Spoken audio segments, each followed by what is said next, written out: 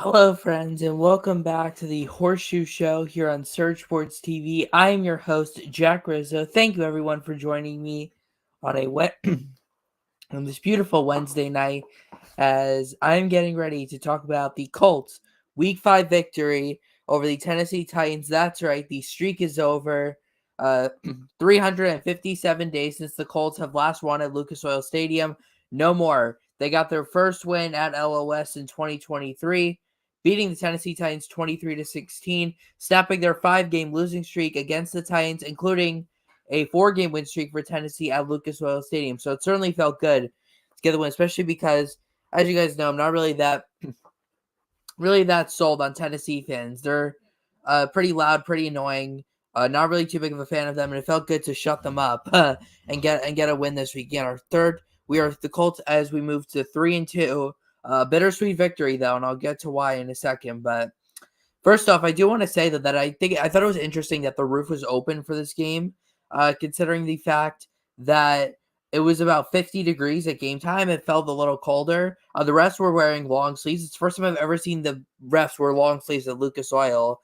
And also, there were some raindrops both before and after the game.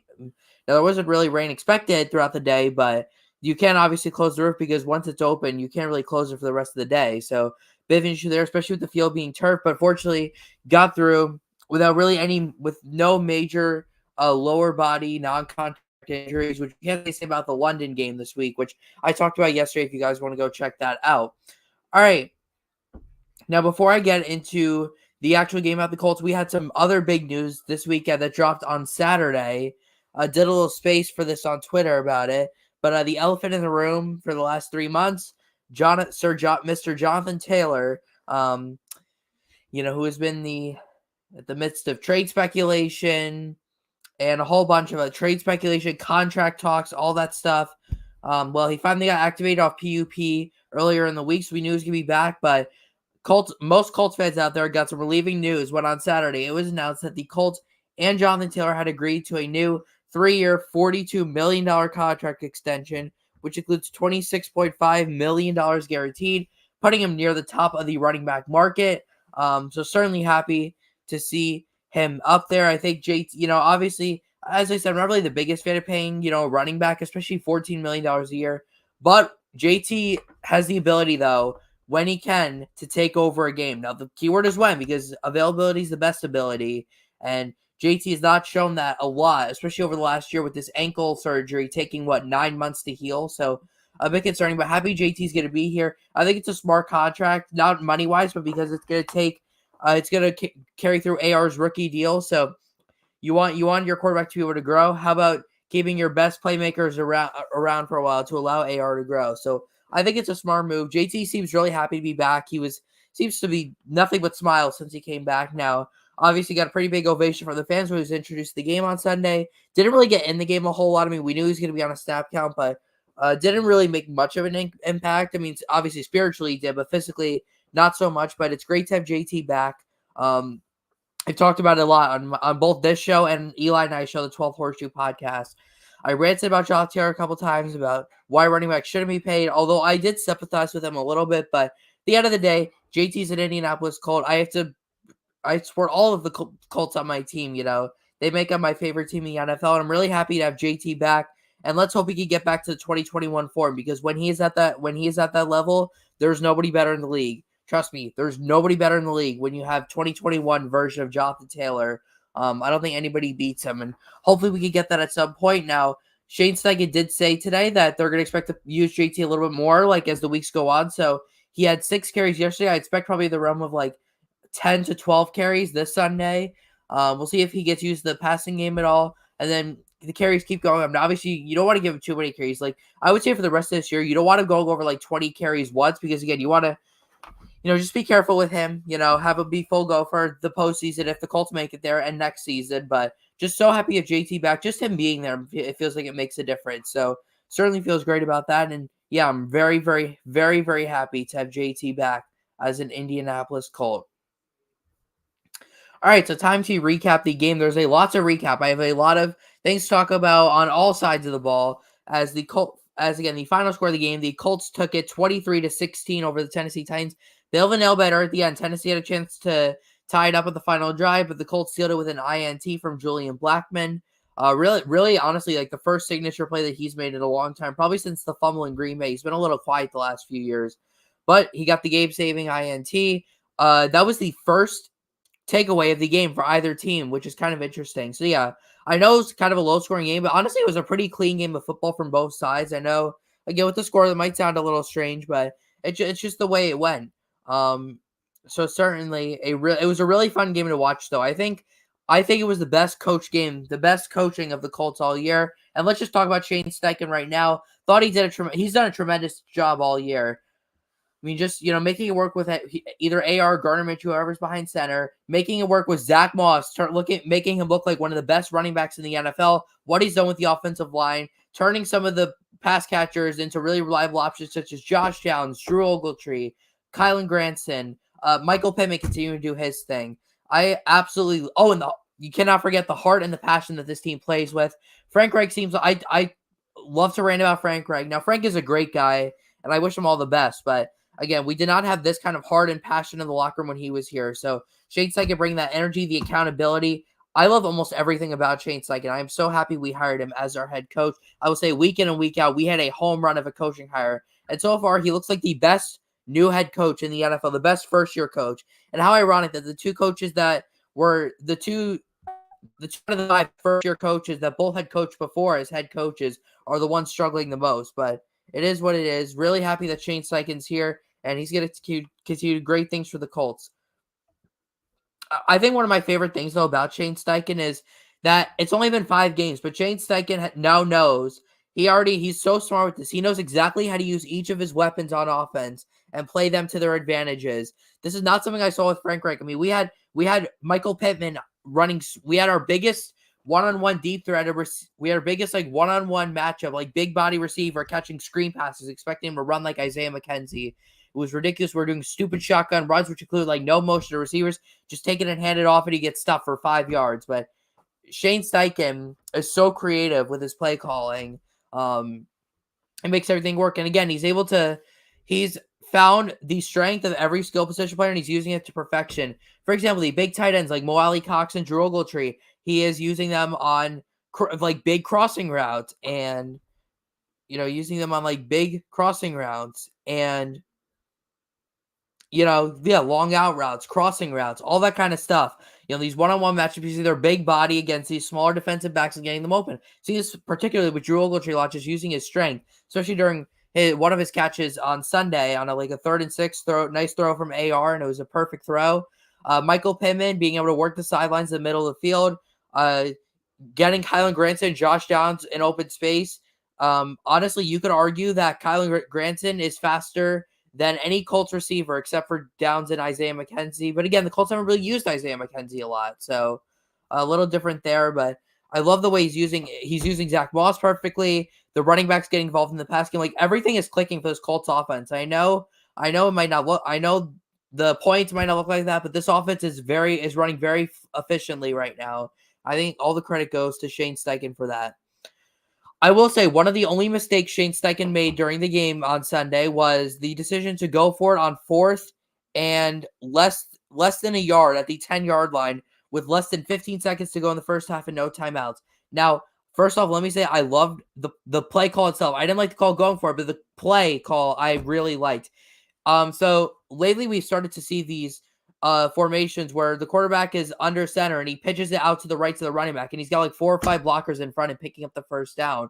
I believe JT was in for this play, and they had it going to the left. However, they faked the pitch to JT. Minshew turned around, and Kylan Granson, who's lined up as the fullback on that play, was wide open in the end zone. But the Titans got pressure in Minshew's face, and the pass fell incomplete.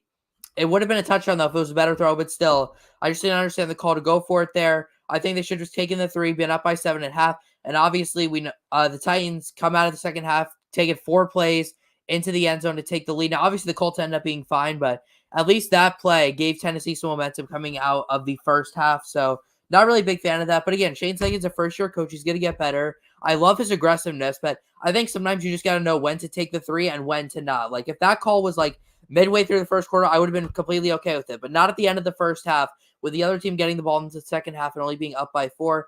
But again, we won the game, so it was pretty easy to forget about. But it definitely was something that scratched my head during the game. Although I still think Shane Steichen is a phenomenal coach, but every coach makes mistakes. I thought it was just a pretty silly mistake, but hopefully it doesn't happen again. And yeah, so that's what I've got for Shane Steichen. I thought he just did a tremendous job. I actually I watched most of the game. I watched a lot of film this week and some of his best play calls. Let me go over some of them. So two of my favorites came on the drive after Tennessee kicked a field goal about midway through the third quarter to be down 17-16. Gardner Minshew was in at this point. Shane Steichen started with a beautiful play action fake. Minshew kind of like stepped to the right and found Pittman on a nice corner route to the left, and it was like a 20, almost a 30-yard gain.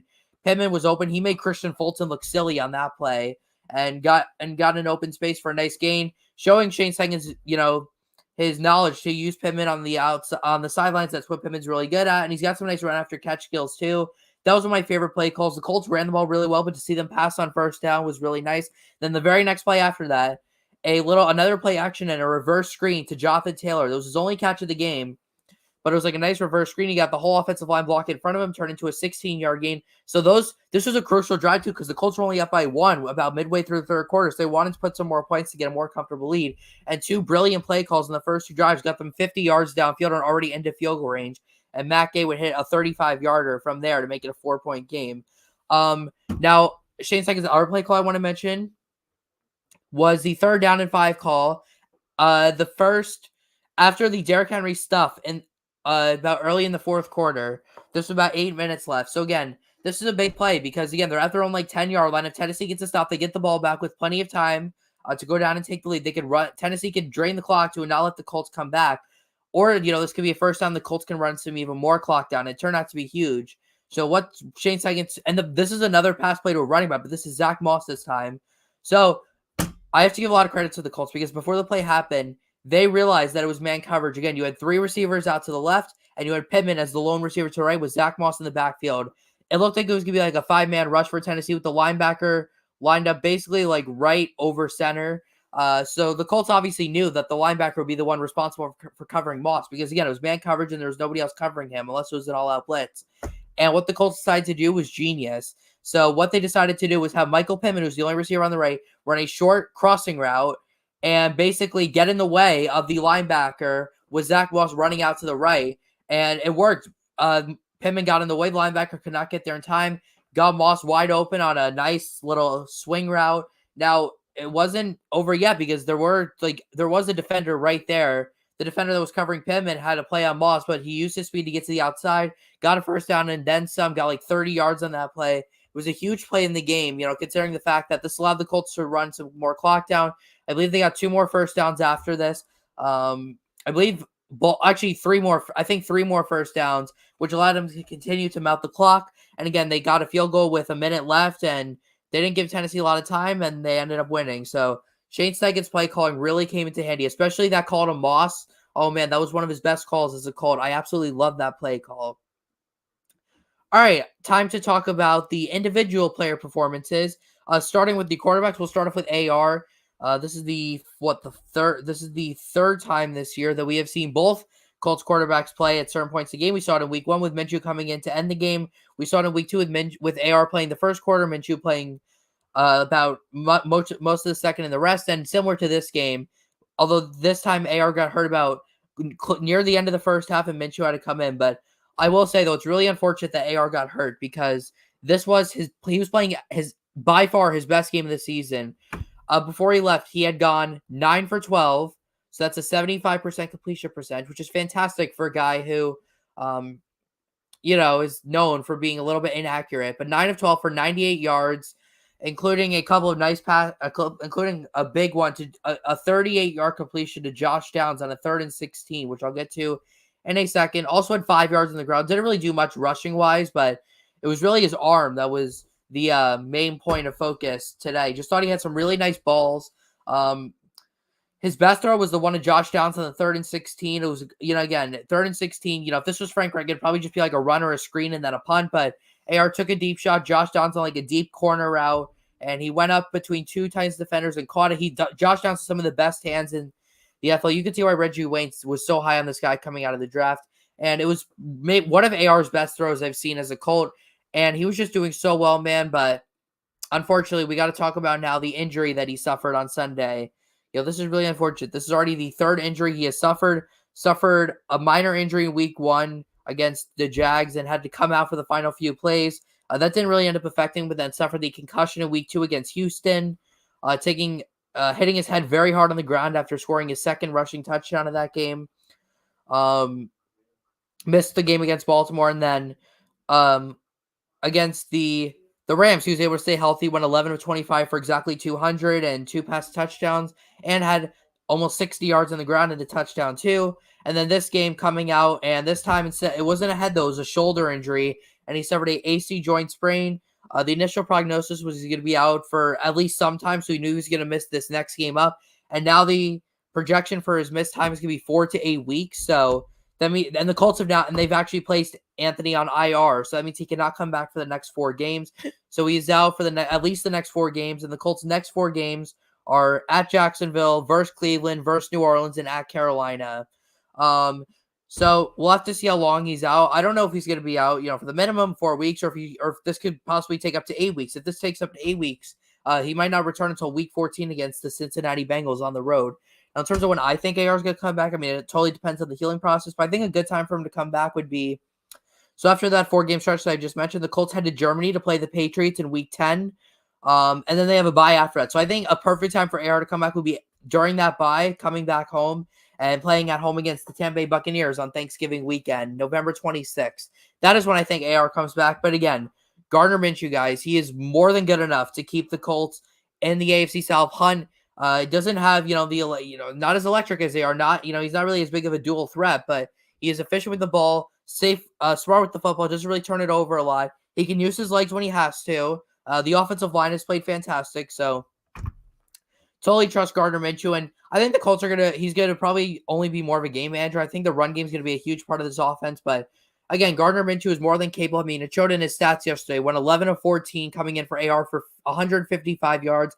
Didn't have a touchdown, but had some big plays, including the third down throw to Moss, 2 third-down throws at the end of the first half during that drive where the Colts failed to get the touchdown on the 4th-and-1 play call, but it took all the time off the clock, but made a nice little sidearm throw to Granson on that drive, and then hit Josh Downs on a little drag route that went for like 30 yards. So, Gardner's able to step up in the pocket. He can feel pressure, and I love the way this guy plays. So overall, the Colts quarterbacks played very well yesterday. I mean, they went 22 of 26, according to no. I'm sorry. 20 of 26. They went 20 of 26. That's a really solid stat line. 20 of 26 for 253 yards, no touchdowns. But both played really well. Gardner is going to do great things. He's not really going to be super flashy, but I have more than enough faith in Gardner to continue to do what he's been doing, and I'm so proud of the way that he's leading this offense again. Gardner's a class act. I love the way this guy carries himself. The players love him in the locker room. You could just tell by the locker room speeches. Gardner is the man, and we all love Gardner. We are so lucky to have him here with the Colts. As great, as efficient as the passing game was on Sunday, the reason why the Colts won was because of the rushing attack. I talked about paying JT before, but it was actually the other running back on our team, Zach Moss, who had the performance of the week. If it wasn't for Jamar Chase, he honestly could have been the AFC Offensive Player of the Week. That's how good of a week he had. And again, keep in mind that this was against an elite Titans rush defense, and the Colts have struggled to run the ball in both home games this year against the Jags and the Rams. So I thought they were going to struggle this week. Well, that was not the case. Zach Moss tore through this Titans run defense, which again was the best in football at the time. But again, it just shows how good this offensive line is. Moss had 165 yards on the day, I believe on 23 carries, averaged over 7 yards a carry, which is absolutely mind-blowing. Had 2 rushing touchdowns. Also, that big third down catch out of the backfield.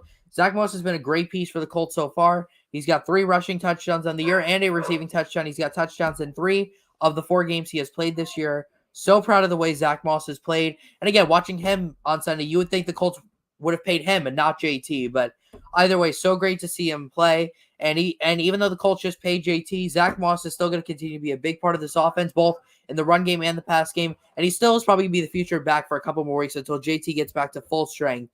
But again, JT not getting back to full strength yet should be no cause of concern for Colts fans because Jonathan Taylor, Zach Moss, can definitely be a starter for most teams in the league. And if he does not come back to the Colts next year, he has definitely earned himself a nice payday in free agency next offseason. Somebody's going to want the way this guy plays. Absolutely phenomenal. Almost 200 yards of offense for him.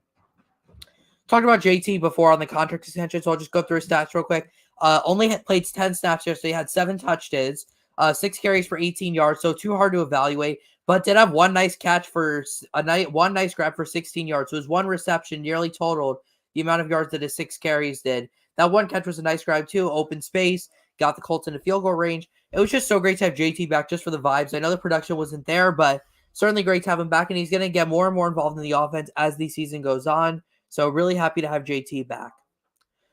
Skill position players. Other than Josh Downs, Zoe really flashed in terms of receivers. Pittman had another solid game, 5 of 52. He's always rock solid. Alec Pierce was quiet for the game until the end, where he made 2 big plays, drawing a pass interference on a 3rd and 12 with about 4 minutes to go. The Colts looked like they might have had a punt, but Pierce on a go route, which is a great call by Steichen because that's his specialty, drew up a pass interference on Christian Fulton, which probably means that he would have been gone if he didn't hold them, but allowed the Colts to get a first down and then a couple more to ice the game. And after that first down, Alec Pierce caught a 3rd and 6 from Gardner Minshew. It was I forgot to mention this for Minshew too. 3rd and 6, Titans sent like 6 guys. They were all coming, but he stood in the pocket and found Alec Pierce on a nice comeback route to get a first down, which helped them run some more clock down, which gave Tennessee little to no time to try to get down the field and tie the game. So, Alec has been quiet this season, but he's made some big plays when they matter most. Of course, last week against the Rams, made that 38-yard catch on 2nd and 20, and then had the hit to the head after, which got him another 15 yards. I want to see Alec get more involved in the next few weeks, and it seems like he has a stronger connection with Minshew than he does with AR. So we'll see if that helps him this week. But Alec had some big catches, but I do want to see him get involved more in the offense because he has been a little disappointing this season, in my opinion. Okay, talk about tight ends. I'm sorry, I forgot to talk about Josh Downs. How could I? Best game of that young man's career. Reggie Wayne is looking really smart right now for praising Josh Downs so highly. 6 catches, 97 yards, including that ridiculous 3rd and 16 grab that went for 38 yards. The Colts are using JD right. They're getting him out in open space. He's got the best hands he has the best hands of any receiver in this class. Love the way this guy's playing. He's going to continue to get better and better, and he's also becoming a nice 3rd down option. Again, you could get him on short little drag routes or short like out routes, but you could also take the deep shot with him. He can stretch the field. He can fly. He's got great speed, and even though he's small, he makes big things happen. So love the way Josh Downs is playing. What a steal of a pick that was. Tight ends, pretty quiet for them. Just combined, they had 4 catches for 48 yards. Drew Ogletree, Kylan Granson, Mo Alley Cox. Not really too much shine. No, they all shine at different points. They really shined last week with Ogletree and Mo Alley Cox and Kylan Granson in week 2 scoring his first NFL touchdown. But I like the way the tight ends are working, though. They're blocking good. They're getting some nice 3rd down grabs. Granson had a big 3rd down grab. Granson and Ogletree both had big 3rd down grabs in the first half. Mo Alley Cox had a nice long play to get one of their drives started, so certainly felt great about that. I will say, though, Mo Alley is unfortunately right now in the concussion protocol after hitting his head. Hitting his head on the ground pretty hard, similar to what happened with AR, and he is in the concussion protocol. I would almost say certainly he does not play this Sunday. Jelani Woods still not back, still on the IR with a hamstring injury, so expect Will Mallory to get elevated, and it'll be Granson, Ogletree, and Mallory as the 3 tight ends for next week's game against the Jacksonville Jaguars. All right, let's talk about this offensive line. Absolutely fantastic. This offensive line is looking like shades of the 2018-2019 Colts offensive line, which was top 3 in the NFL. Currently on PFF, they are ranked 4th in the NFL, only behind the Eagles, the Lions, and the Cowboys, who are the consensus 3 best offensive lines in football, and the 49ers up there too. But everyone on this Colts offensive line is contributing, and the best thing about this is how well they're playing, despite the injuries they've had. Bernard Ryman has missed the last 2 games because of a concussion. By the way, though, when he's been on the field, he has been a rock star. He is quickly becoming one of the best young tackles in the league. Great pass blocking, great run blocking. We saw his improvement throughout the second half of last year, but he's continuing that into this year. And he is finally the long-term blindside protector the Colts have been looking for since Anthony Costanzo retired. And then Quentin Nelson has actually been injured a little bit, toe injury. He's played in every game, and he still looks just as good as ever, a lot better than last year. Really happy with the way Q's playing. Ryan Kelly, still one of the highest, still a top 10 center, one of the highest graded in the league. Great at run blocking, great pass catching, helps the offensive line move efficiently. Will Fries has really grown into a solid right guard. Good has improved in run block. I like him especially in run blocking. He was the one who set up the 56-yard touchdown run by Zach Moss in the first quarter with a nice block in front. Pass blocking solid as well. And then Braden Smith is an above average right tackle, which is pretty much all we need because this offensive line is really good. And I'm so proud of the way that they are playing so far this year. So thumbs up to the offensive line. And hopefully they continue to do that. I mean, they have played well in every game. And that's it for the offense. But let me just say, in terms of turnovers, the Colts offense has been fantastic. They've been absolutely fantastic. They've turned the ball over, I think, only 4 times this season. Correct me if I'm wrong. And combined between AR and Minshew through the first 5 games, only 1 interception between them.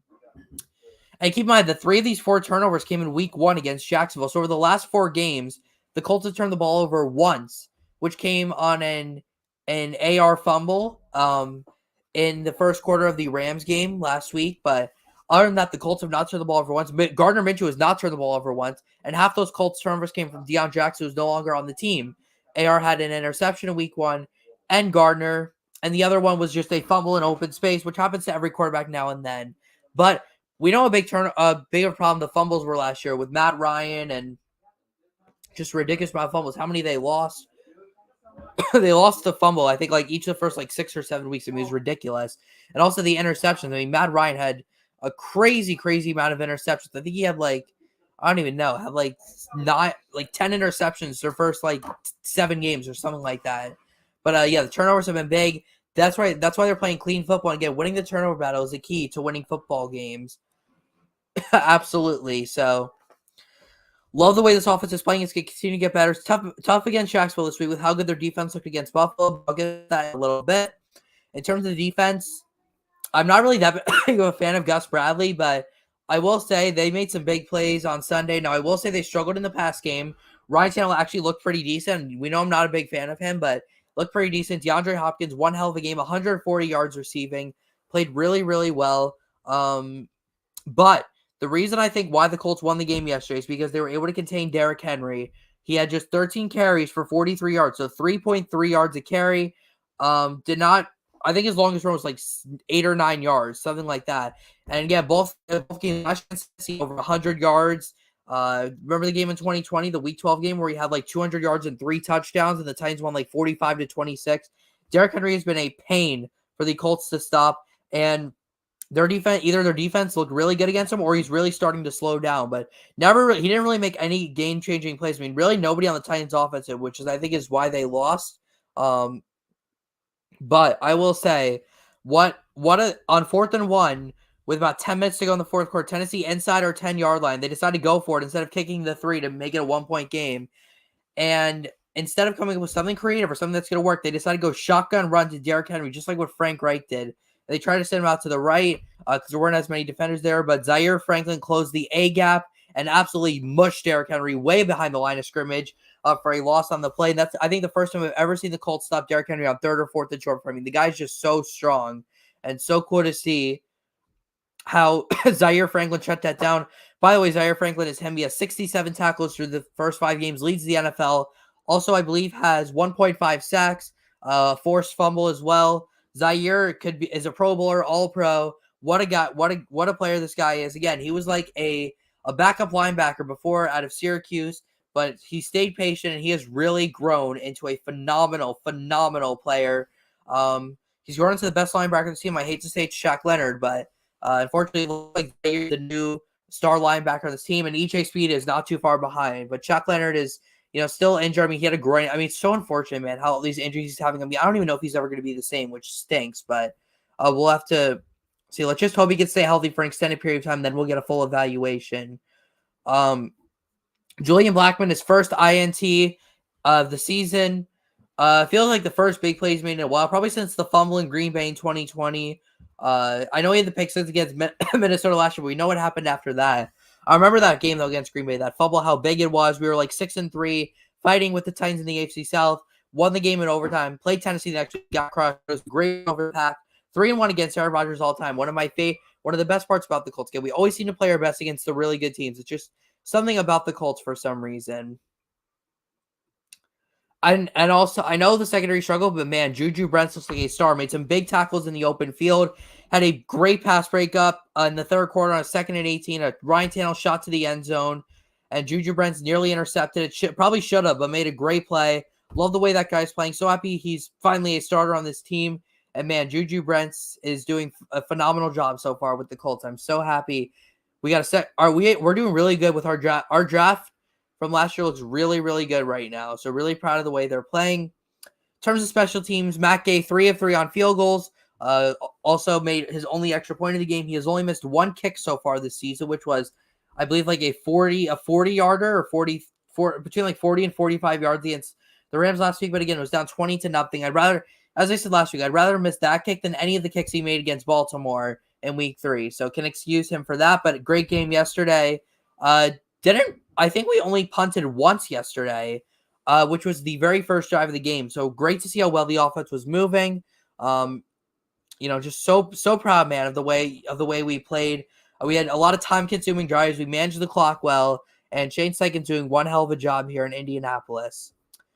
All right, let's talk about the Colts Week 6 game. They are heading to Duval County to take on the Jacksonville Jaguars, who are tied with them for first place in the South, although the Jags are technically in first because of the tiebreaker. But I cannot wait, though, for this game. The Colts have not won in Duval County since 2014. They've lost 7 straight there. 8 straight road games to Jags if we count the London game in 2016 where they lost by 3. Can't wait for this game. Interesting that the Jags don't get a bye coming back from being in London for 2 weeks in a row. Usually 1 week is good enough in an overseas country, but not 2 weeks, and they don't get a bye. It makes no. You think they get 2 byes if there was a thing, but of course they didn't. So again, I think that should be a nice advantage for the Colts.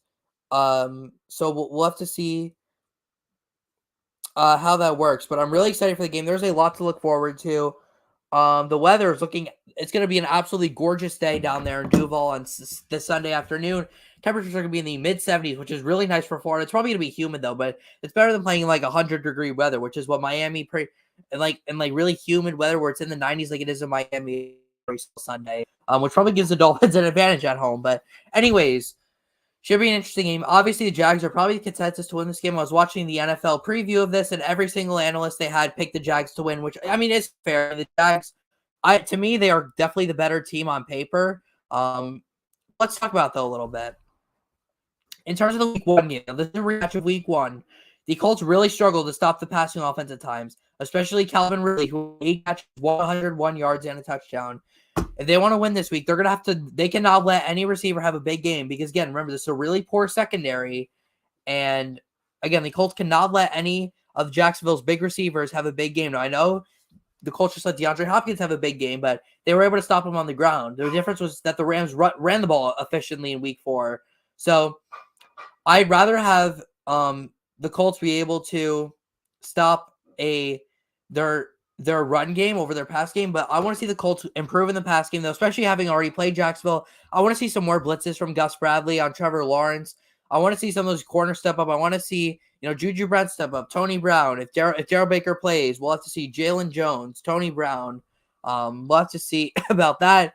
And in terms of, so it should be an interesting game. In terms of our offense, the Jags have had an issue with pass defense, so especially with Gardner Minshew, I expect to see a lot of Michael Pittman on Sunday. I expect to see a lot of Drew Ogletree and Kyle Granson since Wiley Cox is in the concussion protocol. I still expect to see some running though. I think Zach Moss and JC are going to get a healthy share of carries this week. I think the Colts are going to move the ball more efficiently. But with all that being said, the Jags are the 4-point favorites at home, and because of the Colts secondary, because of Trevor Lawrence, unfortunately, I have the Jags winning this one, 28-20. I think it's going to be a good game, though. Gardner Minshew obviously coming back home to Jacksonville. It's a great storyline, but I just couldn't find it in me to pick the Colts to win. I feel like I can't pick them to win in Jacksonville until they actually do win a game down there. Still never have seen them win one in my life because I started watching the year after they won their last one in Jacksonville. But it should be a good game. In terms of injuries, Bernard Ryman is still in the concussion protocol, but he practiced today. So he's in the final steps of it. Quiddy Pay is also the concussion protocol. No update on him. Molly Cox has now entered the concussion protocol. No, did not practice. He's probably not going to play on Sunday. Shaq Leonard, who missed the last game with a groin injury, is back in practice. So we'll see if he plays on Sunday. Obviously, AR on IR, so he's not going to play for the next 4 games. Really, that's all the injury updates I have for you. But yeah, that's pretty much going to do it, guys. Thank you so much for watching. Catch Eli and I on the 12th Horseshoe podcast Friday afternoon for our week 6 game picks. I almost got the week wrong. Our week 6 game picks, locks, Ryra upset, fantasy advice, everything you guys could hope for. We'll have it for you there. Obviously, my show every Wednesday night, strictly for Colts content. Tuesdays for the recap of each week, and obviously Fridays for the preview of the 12th Horseshoe. Eli with Sports Mono Saturday mornings with Jim. Check out all your favorite Colts podcasts, whether they're on YouTube, Spotify, Apple, wherever. There are so many great Colts podcasts out there, so make sure you go check out all of them. And following all your Colts content guys on Twitter, Instagram, whatever, because they're all awesome. They're all great in providing updates. And catch Eli and I on the call for the St. Mary Gals football game this Friday night in Beckton, in East Rutherford, New Jersey. The Battle of the Train Tracks, as I say, because it's between Rutherford and East Rutherford. There's a train, and the train tracks will separate the town, so should be a good one there. That's pretty much going to do it, guys. Thank you so much for watching. For my Colts fans out there watching this one, enjoy the game on Sunday. For those of you who are going, stay cool. You know, it gets pretty humid down there in Duval County, but go Colts. Hopefully we can get our first win in Duval since 2014 and move to sole first place in this division. But thank you, everyone, for watching. Jack Rizzo signing off here on the 12th Horseshoe podcast, and go Colts. Good night, everyone.